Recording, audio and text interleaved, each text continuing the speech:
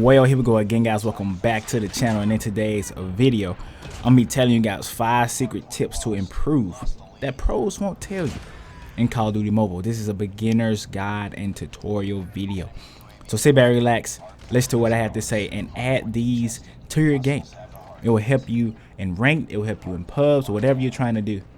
It will help you improve. So let's start out with number one on the list, man. Very important. I don't think enough people pay attention to this when they're playing a game, and that is learning the spawn points. And it's very easy to learn spawn points. Whenever you die, remember that spot, and that's it. That's done. It's easy. I don't think enough people pay attention to where they spawn in at. Wherever you're spawning at when you die, that's where the enemy will eventually spawn in at. And learning those different spawn points and remembering where they are will help you a lot. For example, learning where people are coming from, and they're more than likely going to be coming from different spawn points, because that's where you got to come when you die. Like, you have to come from that spot. So knowing where those spots are will help you anticipate enemy movement, learning where they are. And that is very important, because if somebody sneaks up on you because you did not know that a spawn point was close by, you die a lot from that. I see a lot of people dying because they did not realize that a spawn point was close by, or knowing to pre-aim a certain spawn point because the enemies are coming from that direction. And a lot of times, if you are in the game, multiple enemies who are coming from that way, and a lot of people get caught up in going in that direction and not having cover, and then they get double teamed or they get triple teamed because people are starting to spawn from that spot. So learning the spawn points and knowing that they are usually hot areas, man, that is very key. Smaller maps are easier, like Nuketown and Heart and Shipment and stuff like that. Learning those spawn points are easy because, I mean, they're smaller maps. There's only so many places they can come from. But the larger maps, you have to remember where the spawn points are. So that's number 1 on the list. Number 2, pre-aim popular camp spots, man. And this is a little bit trickier to learn, but once you learn them, it's easier to do. Like on Nuketown, the truck that is on the left side of the map, that's a popular camp spot, head glitching spot.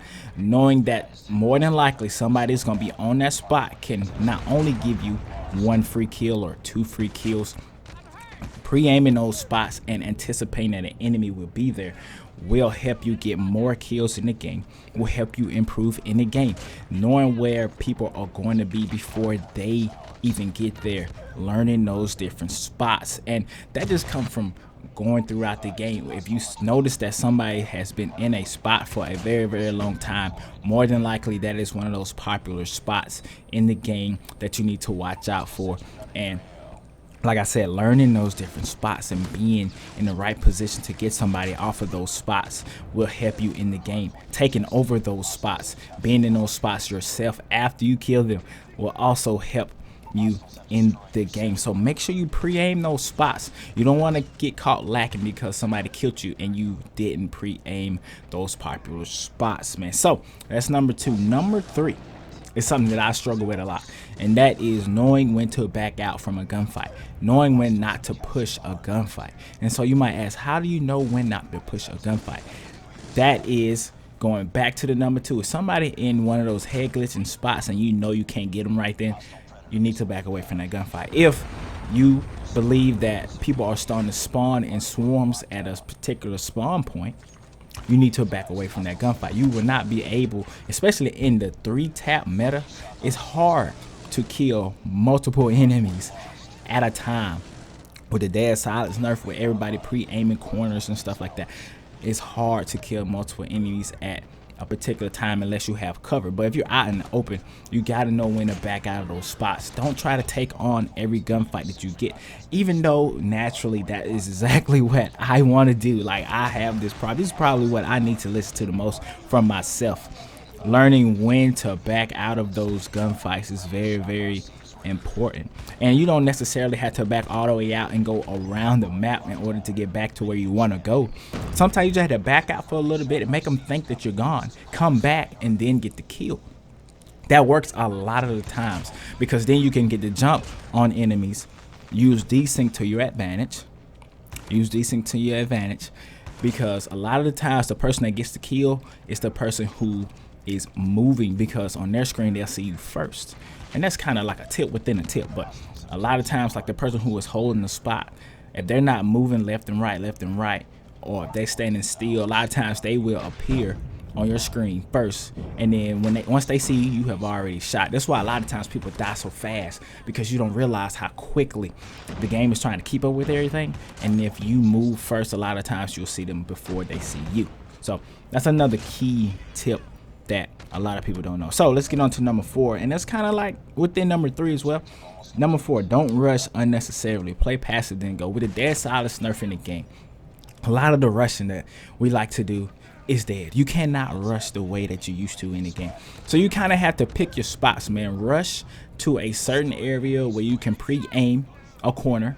Once you pre-aim that corner, look, make sure the coast is clear, then go. So a lot of times, like just hitting corners and stuff like that we used to love to do is gone. And the reason why I say pre-aim the corners and then go, or either slide aim the corners and then go, is because a lot of the times in the game, multiple enemies are coming. I have seen a lot of people grouped up together than I have for previously, and that's a smart thing to do. You don't want to be rolling out solo, because then you get jumped, and a lot of times you might get one of the kills, but then you won't get the other. If you're very, very good, you can, you can kill 2 enemies at a time. You kill 3. I'm not saying it's impossible. What I'm saying is, especially when you're first starting out, you don't want to put yourself in unnecessary situations. Don't be out in the open. Don't be rushing just willy-nilly. Unless you know the coast is clear, man. Aim first, then go. Don't rush unnecessarily, man. Play more passive now. It's more of a passive meta. The 3-tap assault rifle meta is real, and you will die. So even if you got a shotgun and SMG, if you get jumped, it's hard, man. It's very, very hard to do. If you're playing against people who know how to aim and know what they're doing, it's hard to do. Not saying you can't, but it's hard to do. So anyways, learning all these tips and tricks and stuff like that will help you improve your game. You got to put all of these together, and it will help you rush more. You'll be able to rush a little bit better, even though rushing is kind of RIP, but it will help you rush a little bit better. I got one more tip, man. Number 5, pre-fire. I don't see a lot of people pre-firing, but I like the pre-fire, especially if I have a silencer on. You can do a little bit more, because you don't have to worry about your position being exposed. You can pre-fire without a silencer, but you have to be careful when you're pre-firing without a silencer. But especially if you have a silencer on, pre-fire is very, very important. There's certain situations where you can pre-fire and it be okay. So example number 1, if you know somebody is coming around the corner and you believe they're going to either try to jump shot you, or either slide and pre-aim at you, tapping and firing first can help. I don't want to say control desync, but it can help take away some of their advantage of, like what I said earlier about them seeing you first. Because if you kind of pre-firing just a little bit, I'm talking about like tapping, you might can get the first shot off. It's very, very hard to get the first shot off if somebody is going to be rushing up on you like that. That's why a lot of times pushing somebody, if you believe it's going to be a 1v1 situation, is the better option than waiting. But waiting can work too. Man. You just have to kind of strafe a little bit side to side and hope that they miss a couple of their shots, man. But a lot of the times, rushing up on somebody in a 1v1 situation. Now, if you think multiple enemies are coming, sometimes you want to move away from the cover. So when they jump and then they think you are there, you're gone, and then they kind of let their guard down a little bit, then you pop back up and you can get the kill. But that's it for the tips, man. So let's go back through them again. Number 1, learn the spawn points. Number 2, pre-aim popular camp spots. Number 3, know when to back out of a gunfight. Number 4, don't rush unnecessarily. Play passive and then move around the map. And number 5, pre-fire if necessary.